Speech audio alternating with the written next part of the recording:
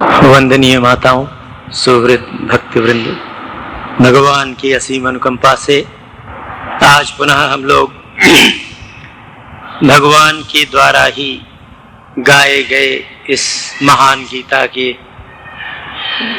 अध्ययन के लिए, उसके विचार के लिए एकत्र हुए हैं। आज कुछ लोग नए आए हैं, इसलिए प्रसंग आपके ये निवेदन करूं कि हम सब लोग भगवत गीता को साधक और साधिका की दृष्टि से पढ़ेंगे, उस प्रकार उसका मनन चिंतन करेंगे। और इस प्रवचन के प्रारंभ में आपसे निवेदन किया गया था कि महाभारत को हम प्रतीकात्मक रूप से देखेंगे। महाभारत एक इतिहास की घटना तो है ही, किंतु वो प्रतीकात्मक घटना भी है।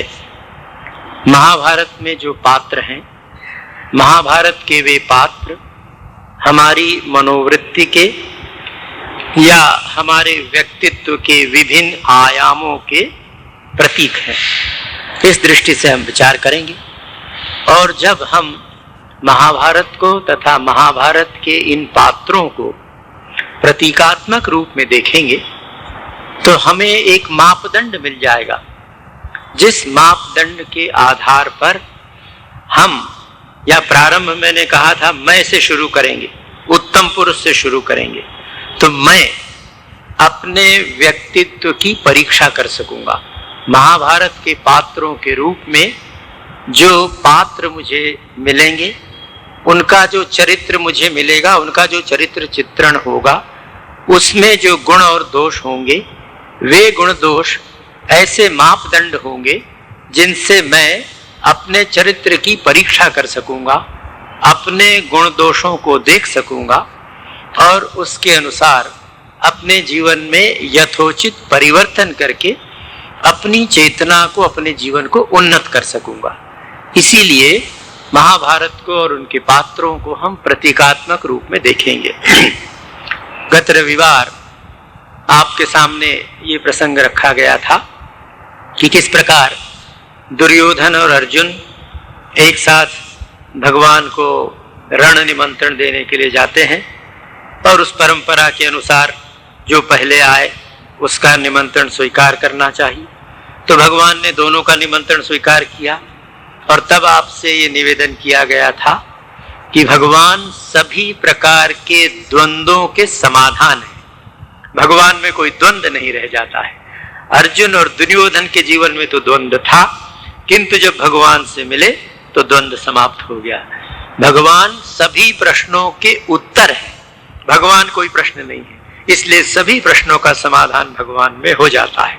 और तब अर्जुन की परीक्षा आई और भगवान ने जब अर्जुन से कहा था कि अर्जुन देख, अयुद्धमानः, मैं युद्ध नहीं करूंगा, न्यस्त शस्त्रः, शस्त्र ग्रहण नहीं करूंगा, अहम एकतः, मैं अकेला रहूंगा, और दूसरी ओर मेरी चतुरंगिणी सेना। तो अर्जुन ने भगवान का चयन किया और अर्जुन इस परीक्षा में उत्तीर्ण हुए। इस पर विस्तृत चर्चा गत प्रवचन में हुई थी। आइए आज अर्जुन और दुर्योधन, क्योंकि ये दो लोग वहां गए थे मांगने के लिए, तो इनके चरित्र का थोड़ा सा अध्ययन करें। अर्जुन के विषय में तो सारी गीता में हम चर्चा करेंगे, अर्जुन के व्यक्तित्व को समझेंगे, उस पर चिंतन करेंगे, इसलिए कि अर्जुन की मानसिकता उपलब्ध किए बिना गीता को ग्रहण नहीं किया जा सकता है। अर्जुन जिस मानसिकता के अधिकारी थे, वही मानसिकता हमें तैयार करनी, हमारे मन को वैसा बनाना है। और जब हम अपना मन वैसा बना सकेंगे तो ये गीतामृत सीधे हमारे अंतःकरण में उतर जाएगा, भगवान हमारे अंतःकरण में आविर्भूत हो जाएंगे। तो अर्जुन की मानसिकता प्राप्त करने के लिए दूसरे जो पात्र हैं उनकी ओर भी दृष्टि देना आवश्यक है। दुर्योधन अंधा नहीं है, अंधे धृतराष्ट्र का पुत्र है, किंतु दुर्योधन के सभी भाई, धृतराष्ट्र के कोई भी पुत्र अंधे नहीं है। किंतु बड़ा आश्चर्य है, यदि आप दुर्योधन, दुशासन और उसके भाइयों को देखें तो ये सब लोग अपने पिता से अधिक अंधे हैं, आंख वाले अंधे हैं। धृतराष्ट्र ने जितना मोह किया या जितने अनीतिपूर्ण कार्यों की, अत्याचारों की अनुमति दी, उससे अधिक दुर्योधन और उसके 99 भाई, ये 100 लोग आंख वाले अंधे हैं। ये आंख वाले अंधे जो होते हैं, इन आंख वाले अंधों को रास्ता दिखाना बहुत कठिन काम है। अंधे को तो रास्ता दिखाया जा सकता है कि भैया तू अंधा है, रास्ता पार नहीं कर पा रहा है, मैं तुझे पार करा दूं। किंतु जो आंख वाला अंधा है, भगवान भी उसकी सहायता नहीं कर सकते, और अंत में हमने देखा कि कौरवों का नाश हुआ। तो ये जो आंख वाले अंधे हैं, आंख रहकर भी जो अंधे होते हैं, उसका तात्पर्य क्या है? धृतराष्ट्र तो आंखों से अंधे थे और मुंह से भी अंधे हो गए थे।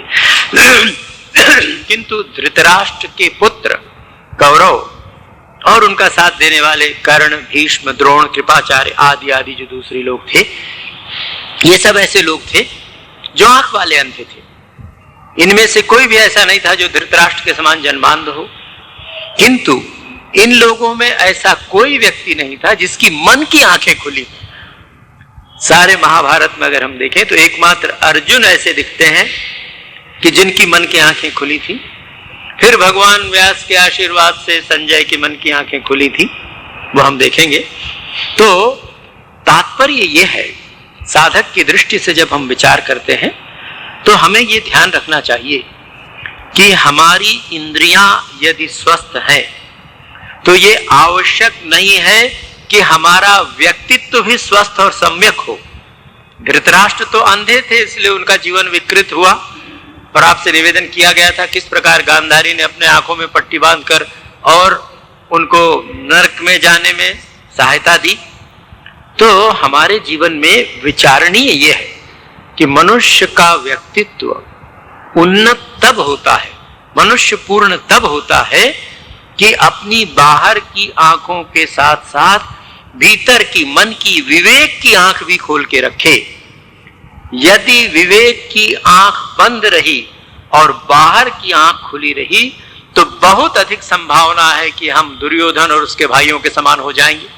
क्योंकि शक्ति आई, दुर्योधन को राज्य मिला, शक्ति आई, और शक्ति के मद में इतने अंधे हो गए उस लोग कि अपनी परम सम्मानिया भावी अपनी कुलवधू को भी उन्होंने भरी सभा में निर्वस्त्र करने में संकोच नहीं किया। आंखें तो सबकी थी।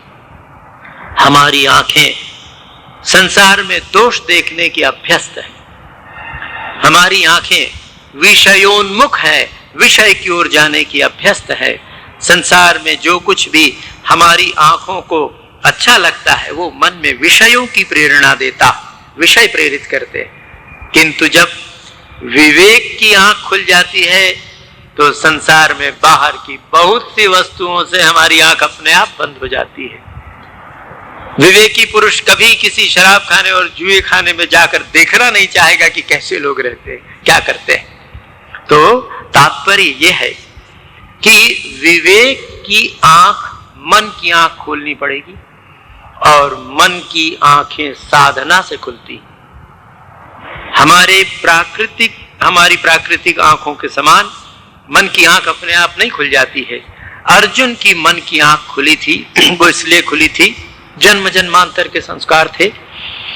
आपत्ति में, विपत्ति में, कठिनाई में और सुख में सब समय उन्होंने अपने सखा कृष्ण, अपने गुरु कृष्ण, अपने इष्ट कृष्ण का आश्रय लिया, और इसलिए अर्जुन की आंखें खुली, मन की आंखें खुली।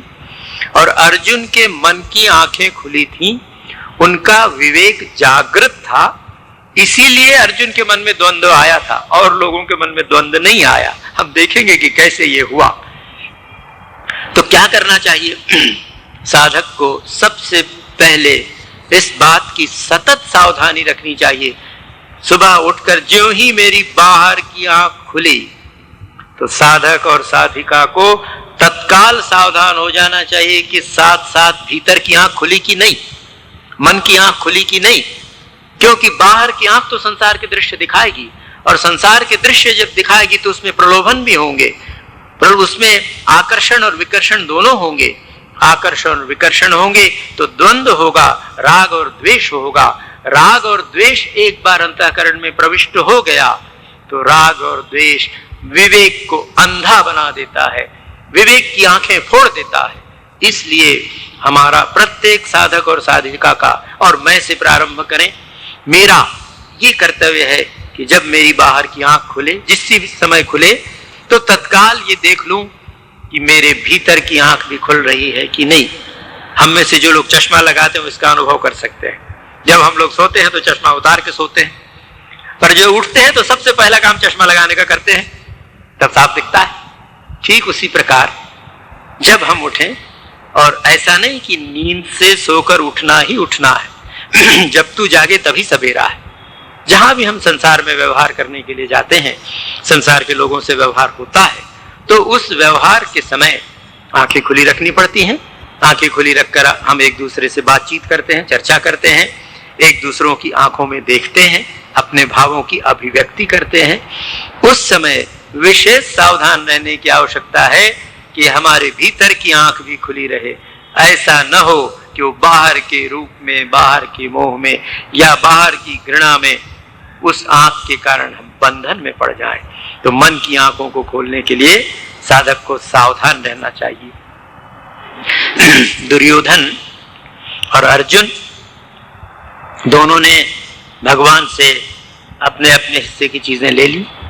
तो दुर्योधन ने तो सेना ली और सेना लेकर उन्मत्त हो गया कि अरे अब तो मुझे यादवों की चतुरंगिणी सेना मिल गई है, अब मेरी विजय निश्चित है। और इसलिए जो कुछ भी थोड़ी बहुत रोशनी, प्रकाश उसकी विवेक की आंखों में रहा होगा, वो एकदम से अंधा हो गया, देखने का कुछ बचा ही नहीं उसके पास। तो ऐसी स्थिति में, ऐसी अवस्था में अर्जुन और दुर्योधन के चरित्र का अंतर हम देख पाएंगे। उसके पहले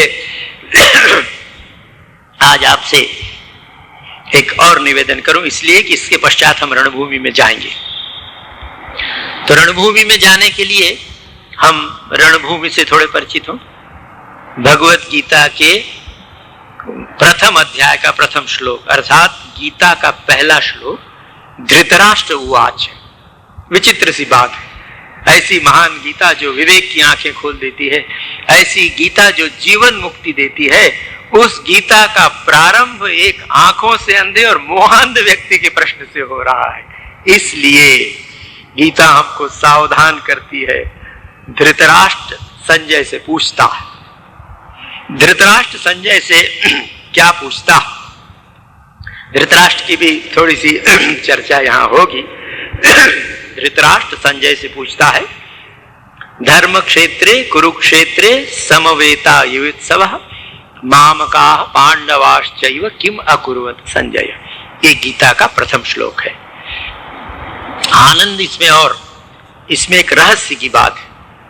ये 10वें दिन की बात है, जब भीष्म पितामह गिर गए।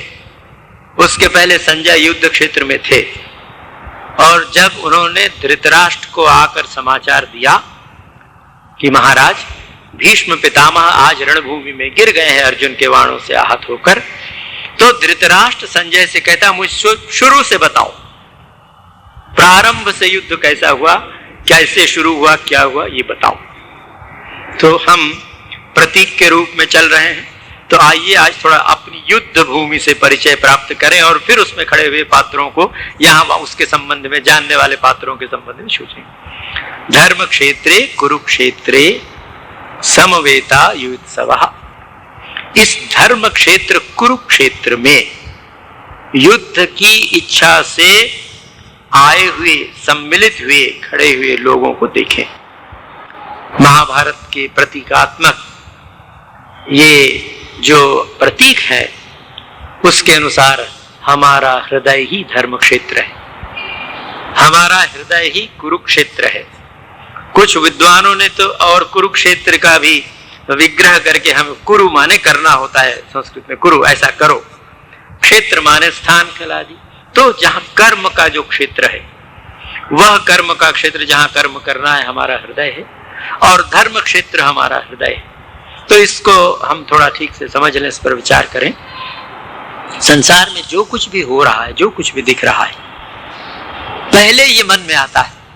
विचार करके देखिए, जो कुछ भी आज आपके पास जो है, अभी जो परिधान धारण करके आप आए हैं, माताएं जो वस्त्र पहनकर आई हैं, आप जो वस्त्र पहनकर आए हैं, तो जाने या अनजाने में आपके मन में पहले आया कि आज इस तरह की पैंट पहने, ये शर्ट पहन ले, ये साड़ी पहने, ये घड़ी बांध ले, तो मन में पहले बात आई और वो व्यवहार में आया। तो संसार की प्रत्येक वस्तु पहले मन में आती है, और मन में जब आती है तो उसका बाह्य प्रकाश होता है। मन में जैसी वस्तु आएगी वैसा उसका बाह्य प्रकाश होगा। आपके मन में आया कि गीता प्रवचन सुनने के लिए जाएं, आपके शरीर ने उसका अनुकरण किया और आप कृपा पूर्वक यहां पधारे। आपके ही साथ आपके पड़ोस में इस रायपुर नगर में और भी सैकड़ों हजारों ऐसे लोग होंगे आपकी अवस्था की, आपकी उम्र के, जिनके मन में प्रेरणा आई कि भाई आज रविवार है, अभी से निकल चलें तो रात के 12 बजे तक चलो भिलाई होटल में खा कर आए, उस होटल में जाएं, यहाँ का वो खाएं, वहां का भाग भोग की सारी इच्छा मन में आई, उनका तन उस ओर चला। तो देखिए ये सिद्धांत गांठ बांध कर रखना होगा कि सब कुछ पहले मन में आता। तो धर्म क्षेत्र भी मन में है। व्यक्ति और समाज दोनों, व्यष्टि और समष्टि, धर्म की ग्लानि और धर्म का उत्थान मन में पहले होता है। तो हमारा हृदय ये धर्म क्षेत्र है, जिस धर्म क्षेत्र में हम सब लोग अर्थात हमारी अच्छी और बुरी वृत्तियां, सद और असद वृत्तियां एकत्र हुई है, युद्ध करने के लिए एकत्र हुई है। कौन ऐसा व्यक्ति है जिसके हृदय में द्वंद्व न हो? या तो परम ज्ञानी है जो द्वंद्व से मुक्त है, अथवा जो जड़ मूर्ख है वही द्वंद्व से मुक्त है। आप और हम जो सामान्य लोग हैं, हम सबके जीवन में द्वंद्व है और अहर्निश द्वंद्व है। इस द्वंद्व से हम मुक्त होना चाहते हैं, द्वंद्व से मुक्त होना आवश्यक भी है। तो द्वंद्व से मुक्त होने का ही उपाय भगवत गीता है। द्वंद्व से मुक्त होकर, निर्द्वंद्व होकर अपने स्वरूप में प्रतिष्ठित हों, या भगवान के चरणों में हमारी भक्ति हो जाए, जिस रूप से भी हम इसको कहें, तो ये गीता उसका उपाय है। तो हमारा जो हृदय धर्म क्षेत्र और कुरुक्षेत्र है, इस धर्म क्षेत्र और कुरुक्षेत्र से हमें परिचित होना होगा। हमें ये जानना होगा कि अपने हृदय में ही पहले हम धर्म का अनुष्ठान करेंगे। अधर्म यदि बढ़ रहा हो तो उस अधर्म का नाश करेंगे, और उसके लिए हमें चयन करना पड़ेगा कि यदि धर्म का ह्रास हुआ है, धर्म की ग्लानि हुई है, तो सावधान होकर हमको भगवान के पक्ष में, पांडवों के पक्ष में जाना पड़ेगा। कौरवों के पक्ष की वृत्ति हमारे भीतर प्रबल हो रही है तो हमको तुरंत सावधान होकर उनसे दूर होना पड़ेगा। अन्यथा यथा समय सावधान नहीं हुए तो भीष्म और द्रोण की तरह, कर्ण की तरह गति होगी, जिसकी चर्चा गत 2 प्रवचनों में हुई है कि सारा विवेक, सारी व्यवस्था यदि अधिक समय तक कुसंग में हम रहे तो महात्मा भीष्म जैसे महापुरुष, द्रोणाचार्य जैसे महान आचार्य, भरद्वाज ऋषि के पुत्र, भगवान परशुराम के शिष्य, उन्होंने शस्त्र विद्या उनसे सीखी थी। दुष्टों का अन्न खाने के कारण, दुष्टों का अधिक दिन तक संग करने के कारण अंत में जब परीक्षा की घड़ी आई तो अधर्म के साथ तैयार हो गए, अधर्म का साथ दिया और धर्म के विरुद्ध हो गए। इसलिए तत्काल सावधान हो जाना चाहिए। यदि हमारे हृदय में कौरवी वृत्ति, अशुभ वृत्तियां प्रबल हो रही हैं तो तुरंत सत्संग, स्वाध्याय, प्रार्थना, उपासना आदि उपाय करना चाहिए। और ये उपाय अगर हम नहीं करेंगे तो कठिनाई होगी।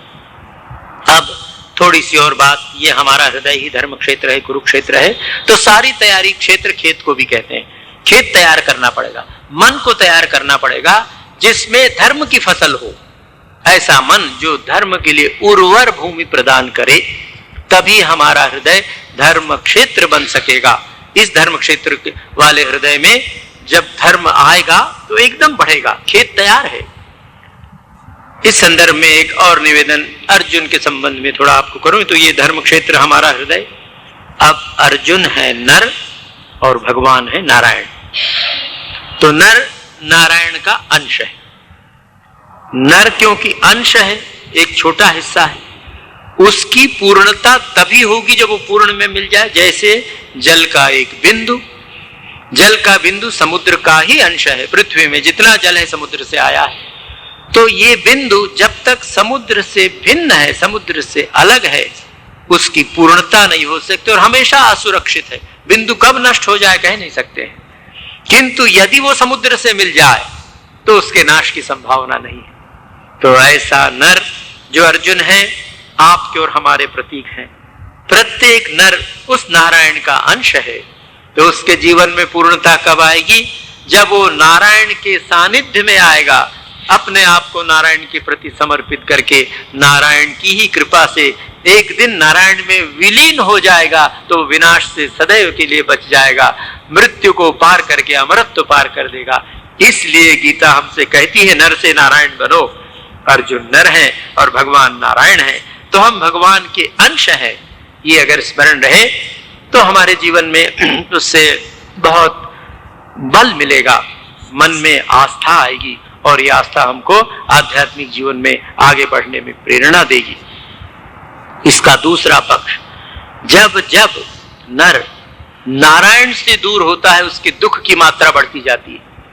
जब जब हम ईश्वर से विमुख होते हैं, ईश्वर की ओर से मुंह फिरा लेते हैं और संसार की ओर मुंह घुमा लेते हैं और ये सोचते हैं कि संसार के व्यक्ति में, वस्तु में, स्थान में, घटना में, धन में, नाम पद आदि में सुख मिलेगा। हम जब सुख की खोज नारायण से विरुद्ध संसार में करते हैं तो हमेशा अधिक से अधिक दुखी होते जाते हैं। इसलिए सावधान रहना चाहिए, स्मरण रखना चाहिए कि नारायण से विमुख हुए कि समझ लेना चाहिए हम दुख के समुद्र की ओर जा रहे हैं। नारायण से विमुख होकर आज तक कोई सुखी नहीं हुआ। हिरण्यकश्यप की घटना आप सब जानते ही हैं। कितने ऐसे लोग थे जो नारायण से विमुख हुए, रावण जैसा महाबली, हिरण्यकश्यप जैसा महाबली, क्या दुर्गति हुई। तो सावधान रहना चाहिए साधक साधिका को कि हमारा मन कहीं नारायण से विमुख ना हो जाए, अपने इष्ट से, ईश्वर से विमुख ना हो जाए। मन में ऐसा कुछ हो, अनुताप होना चाहिए, दुख होना चाहिए कि नहीं नहीं ऐसा ठीक नहीं है। दुर्योधन और उसके साथी इसके सबसे बड़े प्रमाण हैं। आंखों के सामने